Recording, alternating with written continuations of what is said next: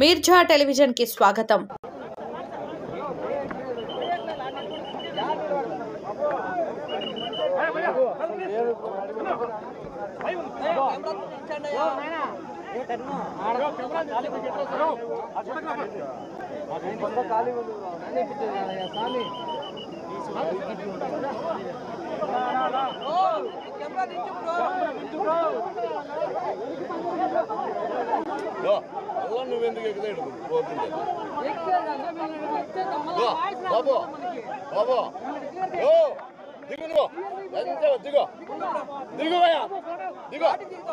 మా కెమెరామెన్ అక్కడ దిగు నువ్వేం పాపం ఇంటర్నేషనల్ పంపిస్తున్నావా? దిగు అందరూ కాదే వచ్చింది పవన్ కళ్యాణ్ చూడడానికి బెదిరిస్తారే ఇంకొకటి లేదు నిడిచిపెట్టరా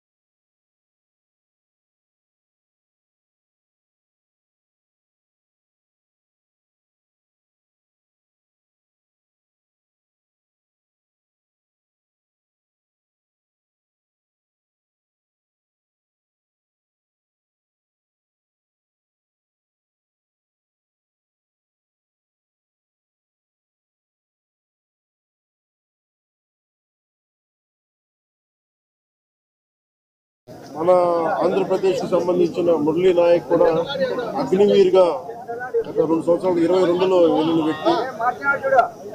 తల్లిదండ్రులతో మాట్లాడుతూ ఉంటే ఒకటే చెప్పాను, నేను దేశం కోసమే పుట్టాను, దేశం కోసమే చనిపోతాను అనేది పదే చెప్తా ఉన్నాడు. ఎందుకు నాయన మనకు ఆ ఉద్యోగాలను అంటున్నా కానీ లేదమ్మా, నాకు రైల్వే ఉద్యోగం వచ్చినా రైల్వే ఉద్యోగానికి పోలేదు, కేవలం దేశం కోసం పనిచేస్తాను, నేను దేశం కోసం చచ్చిపోతాను అన్న కమిట్మెంట్ ఉన్న వ్యక్తి. కానీ దురదృష్టవశాత్తు చాలా చిన్న వయసులో 23 ఏళ్ల వయసులో తన ప్రాణాలని కోల్పోవాల్సి వచ్చింది.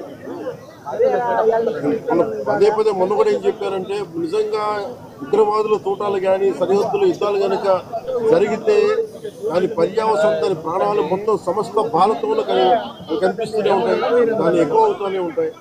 దానికి ఒక బలమైన ఉదాహరణ మురళీ నాయక్ గారి మరణం. చాలా బాధ కలిగించింది. 23 ఏళ్ళ చిన్న వయసు. మన ఎవరు భారతదేశంలో ఎవరు యుద్ధం కావాలని కోరుకోలేదు, ఎప్పుడు మన పరాయి దేశాల మీద యుద్ధం చేయలేదు. మనల్ని సంరక్షించుకోవడంలో మన యుద్ధం చేయని తప్పక పరిస్థితులు. అలాంటి పరిస్థితుల్లో దీనికి మొదటిది కారణం Pakistan. Pakistan general, army general కూర్చోబెట్టి రెచ్చగొట్టి ఒక వారం ముందు ఏప్రిల్ 22 ఒక వారం ముందు రెచ్చగొట్టి ఉగ్రవాదుల్ని ప్రేరేపించి అమాయకులైన మనుషులను చంపించేసి దానికి పర్యవసానమే. ఇక్కడ 47లో వాళ్ళు విడిపోయారు, వాళ్ళకి దాహం తీరల. 4 యుద్ధాలు చేశారు ఇప్పటిదాకా, దాహం తీరల. ఇప్పటికి అమాయకులను పట్టం పెట్టుకుంటా ఉన్నారు.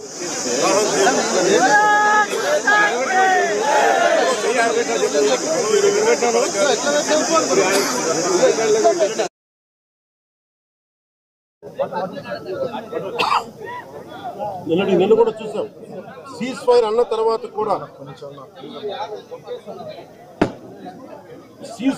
తర్వాత కూడా సీజ్ ఫైర్ ని వైలేట్ చేసిన ప్రభుత్వం అక్కడ. నిజంగా చెప్పాలంటే ఒక బనానా రిపబ్లిక్. దానికి ఎవరు మాస్టర్సో తెలియదు పాకిస్తాన్. వాళ్ళు చేసే అరాచకాలు, వాళ్ళు చేసే మనకి స్పాన్సర్డ్ టెర్రరిజం ఇండియాకు ఒక ఇబ్బందిగా తయారైంది. ఇది మన ముంబై దాడులు కావచ్చు, కశ్మీర్ లో ఎథ్నిక్ క్లెన్సింగ్ కావచ్చు, ఇది ఒక రిపీటెడ్. మన కోయంబత్తూర్ దాడులు కావచ్చు, పేలుళ్లు కావచ్చు, జామా మస్జిద్ పేలుళ్లు కావచ్చు, లేదా గతంలో జరిగిన మనకి గోకుల్ చాట్ పేలుళ్లు కావచ్చు, లుంబిని పార్క్ పేలుళ్లు కావచ్చు, ఇవన్నీ కూడా ఎక్కడో చోట దీనికి ఒక ముగింపు పలకాలి. దీనికి ఒక బలమైన గుణపాఠం చెప్పాలనేది నరేంద్ర మోదీ గారి అందరికీ ప్రజలందరూ కోరుకుంటున్నారు. ఆయన దీనికి ఇప్పుడే సోదరులు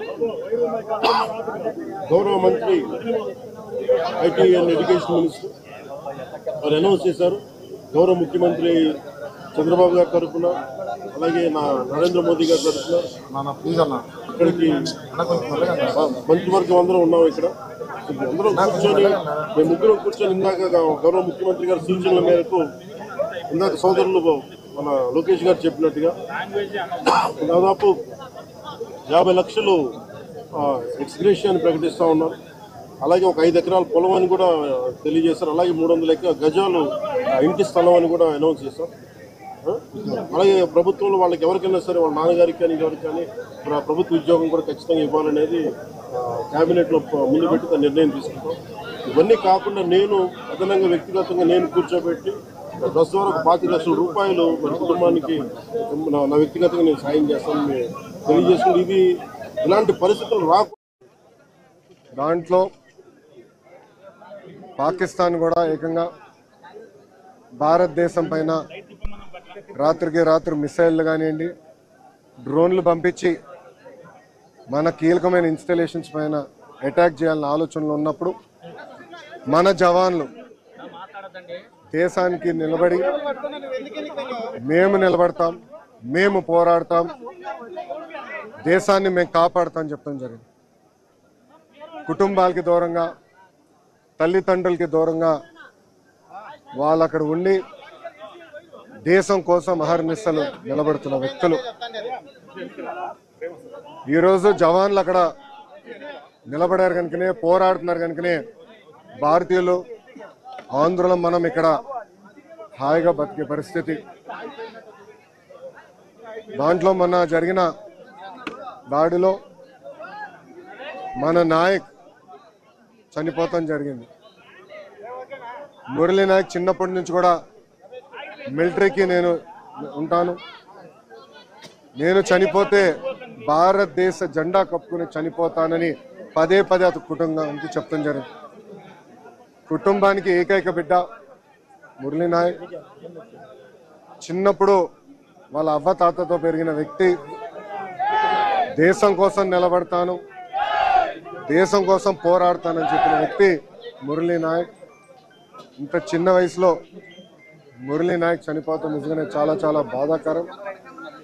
ఆ కుటుంబానికి అటు కేంద్ర ప్రభుత్వం, ఇటు రాష్ట్ర ప్రభుత్వం అండగా నిలబడుతుంది.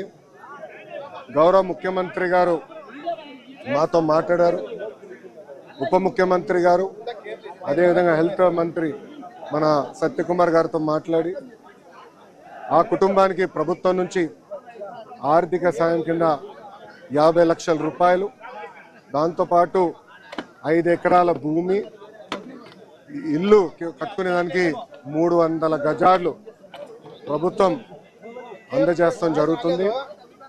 అంతేకాకుండా కుటుంబాల కోరిక మేరకు కుటుంబంలో ఎవరికైనా ఉద్యోగం ఇస్తే, ప్రభుత్వ ఉద్యోగం ఇస్తే బాగుంటుందని అడిగారు. కుటుంబంలో అంటే బిడ్డలు ఎవరు లేరు, ఒకే బిడ్డ కనుక తండ్రికి ప్రభుత్వ ఉద్యోగం ఇవ్వాలనేది కూటమి ప్రభుత్వం నిర్ణయిస్తాం జరిగింది.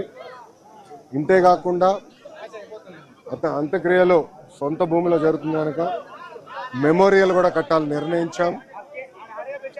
ఇంకో పక్కన జిల్లా హెడ్ క్వార్టర్స్ లో కాంసీ విగ్రహం కూడా ఏర్పాటు చేసి కేవలం తెలుగులే కాదు భారతీయులు మురళీ నాయక్ ని ఆదర్శంగా తీసుకునే విధంగా ప్రభుత్వం ఉంటుందని తెలుపుకుంటూ ఇప్పుడు గౌరవ